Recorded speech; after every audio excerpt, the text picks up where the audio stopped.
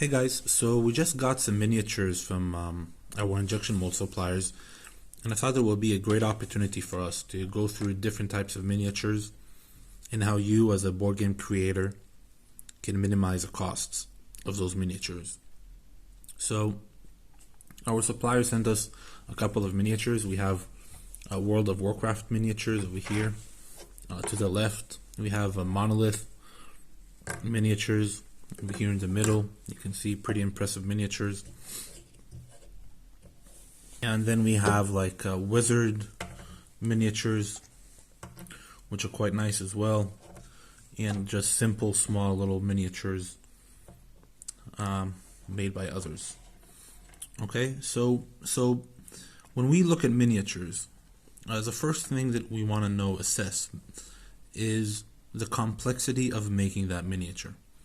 So if I take, for example, the Monolith miniature, and then let's say the Wizard of the Coast miniature, and I compare them, the level of detail, obviously the Monolith miniatures are a little more detailed than a Wizard's miniature, but that's not such a crucial point. The most crucial point for making the miniature is how many pieces does it have. If I'm looking at the Wizard's miniature, this whole miniature is basically by a one-piece mold. Okay, this whole thing comes out as is from the injection mold machine, which makes it quite simple to make. However, if we're looking at the Monolith miniature, you can see over here how it's attached in the hand, and there's a small little line which gives the impression that these are made of by two pieces. Just to show you how it looks, I already took this piece and I kind of broke it down for reference. So this one piece is actually made by three separate pieces. So we have the body as a first piece, and then we have the arms that comes as a second piece, the arms and the weapon, and third we will have the armor, which comes as a third piece altogether.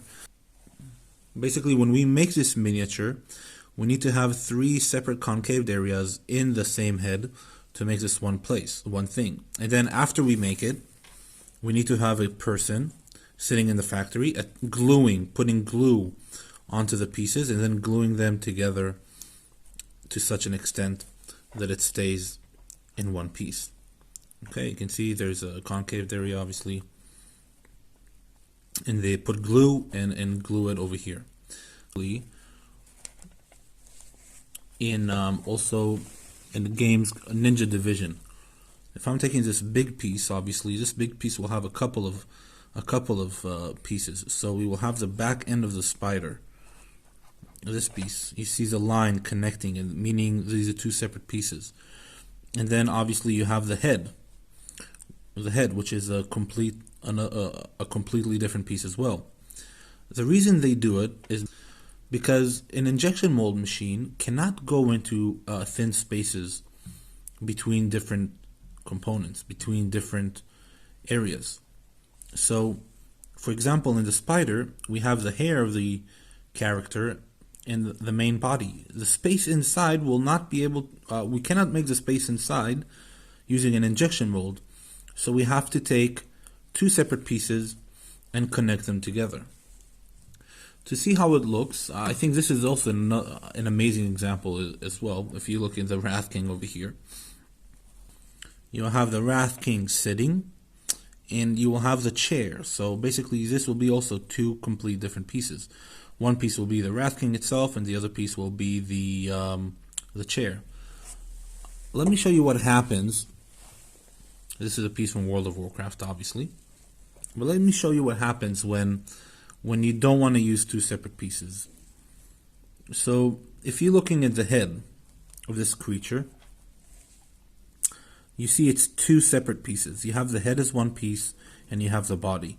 Obviously, because the people creating the miniature wanted to have space between the mouth and the chest of the piece, so they preferred making this kind of space.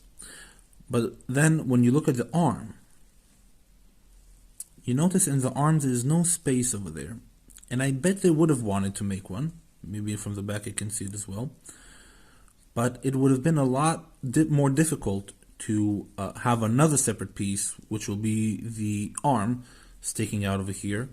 So they've just decided to make it as one piece and let go of the space over here.